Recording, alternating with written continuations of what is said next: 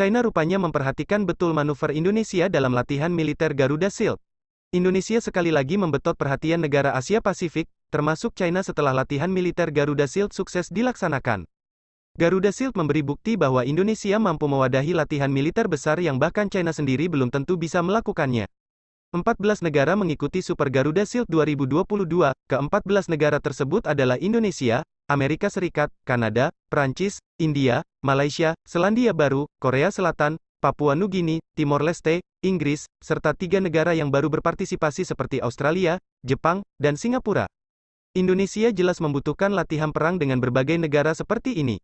Latihan akan memperkuat jaringan kerjasama pertahanan Indonesia dengan negara lain. Ketika kita bersama seperti ini, kita menjadi lebih kuat. Bersama sebagai sebuah kekuatan multinasional, Garuda Shield merupakan perwujudan sangat penting kerjasama, interoperabilitas, dan persatuan kita sebagai kelompok negara yang ingin menciptakan wilayah Indo-Pasifik yang bebas dan terbuka, serta menjaga tatanan berdasarkan aturan, ujar Komandan Angkatan Darat Amerika Serikat, AS Jenderal Charles Flynn dikutip dari it.usembassy.gov. Selain mempererat persahabatan, Indonesia bisa mempelajari taktik perang modern dari militer Jepang atau AS. Militer Indonesia bisa dibilang tak pernah mengalami apa itu modern warfare. Modern warfare kebanyakan cuma dialami oleh negara-negara NATO dan Rusia. Bahkan China pun tak mempunyai pengalaman tempur modern. Peperangan masa kini bisa dibilang akan sangat berbeda dari masa lalu. Jadi militer Indonesia jangan membayangkan perang akan menang walau dengan taktik gerilya.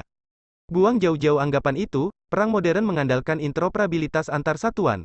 Wujud dari interoperabilitas itu salah satunya pembentukan Network Centric Warfare, NCW. Dari NCW inilah perang akan dimonitor secara real-time di mana komando atas bisa memberikan perintah secara langsung kepada satuan di lapangan. Untuk bisa mewujudkan perang modern, Indonesia harus memperbarui alutsistanya dalam satu line.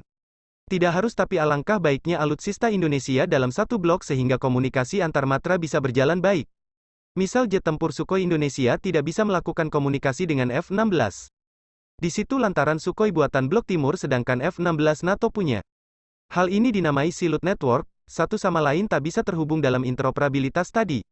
Kasau Marsekal TNI Fajar Prasetyo dalam bukunya Plan Bobcat pernah mengutarakan hal itu. Untuk memadukan operasi pertempuran udara dibutuhkan data link, namun data link hanya mampu bekerja dalam satu ekosistem yang sama. Artinya jika aset tersebut buatan NATO, maka data link bekerja secara optimal. Demikian pula jika semuanya buatan Rusia atau China. Masalah akan terjadi manakala aset matra udara merupakan buatan berbagai negara yang saling rival satu sama lain. Data link tidak akan bekerja secara optimal dan akibatnya air power akan bersifat kluster atau jaringan terpisah yang kerap disebut silo network, jelas Fajar. Jika terjadi silo network tadi, maka militer Indonesia cuma bisa mengandalkan aksi individu kualitas alutsistanya. Padahal komunikasi dan kerjasama antar matra amat penting dalam modern warfare. Tujuannya untuk mempersingkat jalannya pertempuran dan memenangkan perang selekas mungkin.